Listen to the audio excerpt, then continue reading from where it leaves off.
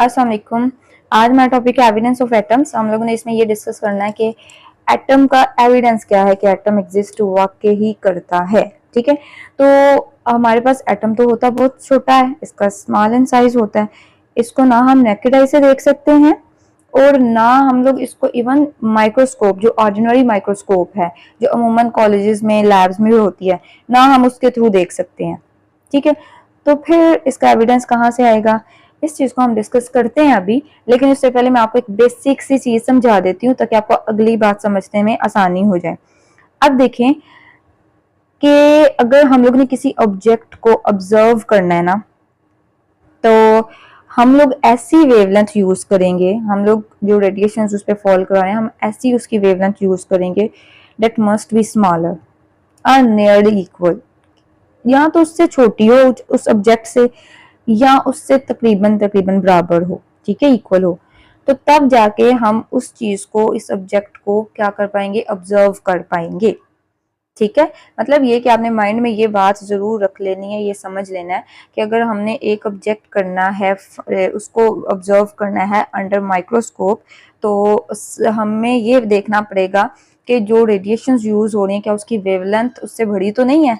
अगर तो बड़ी होगी तो हम उसके थ्रू इसको नहीं देख पाएंगे। जैसे कि अभी मैंने आपको अभी कहा कि ऑर्डिनरी माइक्रोस्कोप से हम लोग इसको नहीं देख सकते। उसकी रीजन यही है कि ऑर्डिनरी माइक्रोस्कोप में विजिबल लाइट यूज होती है।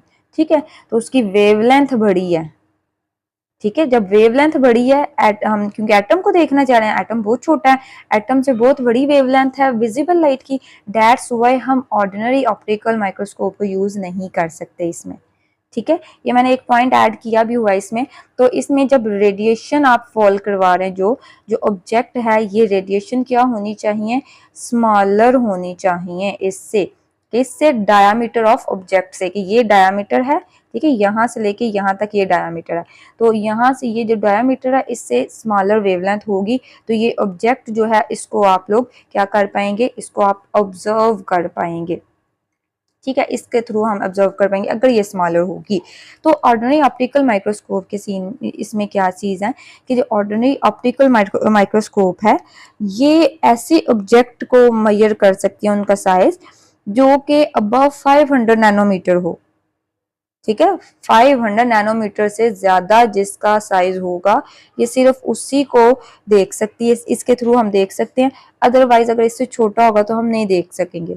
हम फाइनल में जब देखेंगे ना, तो जो हमारे एटम का डायमीटर है ना, वो तो है ही 0.2 नैनोमीटर। ये देखें 0.2 नैनोमीटर है, तो ये 500 नैनोमीटर है। ठीक है, तो बहुत ज्यादा डिफरेंस है इसमें, तो हम ऑर्डिनरी ऑप्टिकल माइक्रोस्कोप यूज नहीं कर सकते। होप्स आप ये इस क्वेश्चन का आंसर दे सकेंगे कि ऑर्डिनरी ऑप्टिकल माइक्रोस्कोप क्यों नहीं यूज की जाती। ठीक है, ये इस चीज की आपको समझ आ गई है तो ये आसानी से आप इसको एक्सप्लेन कर सकते हैं। ठीक है, अब हम बात करते हैं कि फिर हमने कैसे किया इसको। फिर हमने किया कि हमने जो जैसे साइज ऑफ एन एटम है, मतलब ऐसे ऑब्जेक्ट जो साइज ऑफ एन एटम के हैं, कहते हैं उसको ऑब्जर्व करने के लिए हम क्या यूज करते हैं, उसके लिए हम यूज करते हैं इलेक्ट्रॉन माइक्रोस्कोप। अब इलेक्ट्रॉन माइक्रोस्कोप में क्या यूज होती है, इसमें यूज होती है बीम ऑफ इलेक्ट्रॉन्स। ठीक है, यहाँ पे visible light instead of visible light, मतलब विजिबल लाइट यूज नहीं होती जो कि हमारे पास यूज हो रही थी ऑर्डिनरी माइक्रोस्कोप में। हमारे पास यहाँ पे क्या यूज होता है, इलेक्ट्रॉन माइक्रोस्कोप में बीम ऑफ इलेक्ट्रॉन्स यूज होते हैं। अब इसका क्या फायदा है या ये कैसे, उसकी रीजन ये है, उसकी रीजन मैंने यहाँ पे लिखी हुई है, क्योंकि जो वेवलेंथ ऑफ इलेक्ट्रॉन्स होती है वो क्या है, is much shorter than that of visible light. ये बहुत शॉर्टर होती है, तो हमें शॉर्टर ही तो चाहिए, हमें स्मॉलर ही तो वेवलेंथ चाहिए। तो दैट्स वाई इलेक्ट्रॉन माइक्रोस्कोप के थ्रू हम इसको ऑब्जर्व कर सकते हैं। तो बेसिक ये चीजों की। अब फोटोग्राफ की बात करते हैं कि ग्रेफाइट के फोटोग्राफ को डिस्कस किया गया है इस टॉपिक में। तो यहाँ पे देखें, ये एक फोटोग्राफ मैंने यहाँ पे बनाई है। अब इसमें ये इलेक्ट्रॉनिक जो इलेक्ट्रॉन माइक्रोस्कोप है उसकी फोटोग्राफ है कि वहां से ली गई है। ये एक्चुअली क्या है, यहाँ पे ये electron microscope photograph of graphite, तो ये एक ग्रेफाइट का पीस है, उसको बताया गया, लेकिन इसको कितना ज्यादा मैग्नीफाई किया गया, इसको 15 मिलियन टाइम्स मैग्नीफाई किया गया है। इतना मैग्नीफाई करके फिर हमें दिखाया गया और फिर कहते हैं कि जो इसके ब्राइट बैंड्स है ना, ये तो ब्लैक है और ये ब्राइट है, तो ये ब्राइट बैंड्स है ना, ये शो कर रहे हैं कि ये लेयर्स ऑफ कार्बन एटम्स हैं। ये हो गया इसके फोटोग्राफ से रिलेटेड इंफॉर्मेशन। और इसमें एक ये बैंड है, ठीक है, ब्राइट बैंड्स। तो ये जो है ये रिप्रेजेंट किसको करेंगे, कार्बन एटम है। ग्रेफाइट जो होता है वो कार्बन की ही फॉर्म होती है, तो इसमें कार्बन एटम्स हैं। ये हो गया इसका फोटोग्राफ वाला। फिर एक्सरे स्टडीज की बात करते हैं। तो एक्सरे स्टडीज क्या है इसकी, एक्सरे स्टडीज 20th सेंचुरी में जो है एक्सरे स्टडी जो है उसने ये हमें बताया था कि जो एटम है उसका डायमीटर कितना है। अगर हम मीटर में देखें तो 2 मल्टीप्लाई बाई 10⁻⁻10 है, ठीक है। अगर इसको कन्वर्ट करें नैनोमीटर में तो 0.2 नैनोमीटर है। अगर इसको कन्वर्ट करें एंगस्ट्रॉम में तो 2 एंगस्ट्रॉम है। तो आप लोग ये मुझे बताएं कि आप लोग को पता है कि नैनोमीटर 1 नैनोमीटर कितने मीटर के इक्वल होता है।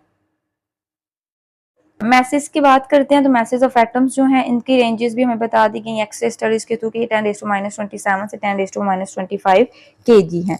और इनको अमूमन कहते हैं, यूजुअली एक्सप्रेस किया जाता है एटॉमिक मास यूनिट्स में, कि 1 AMU जो होता है वो इक्वल होता है 1.661 मल्टीप्लाई बाय 10⁻⁻27 kg, ठीक है।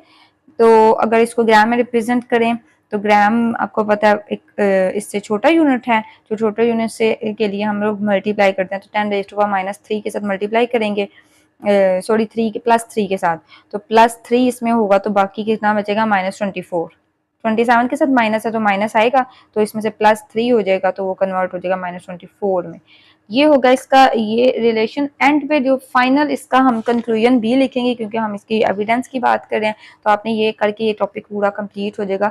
आपने लिखना है कंक्लूजन क्या है, कि ये शो करता है कि सारी बातें ये शो करती हैं कि एटम्स एग्जिस्ट, ठीक है, कि एटम एग्जिस्ट करते हैं।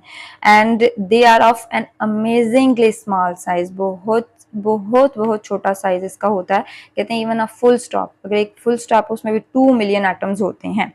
अगर एक फुल स्टेप की बात करें तो उसमें भी 2 मिलियन एटम्स होते हैं।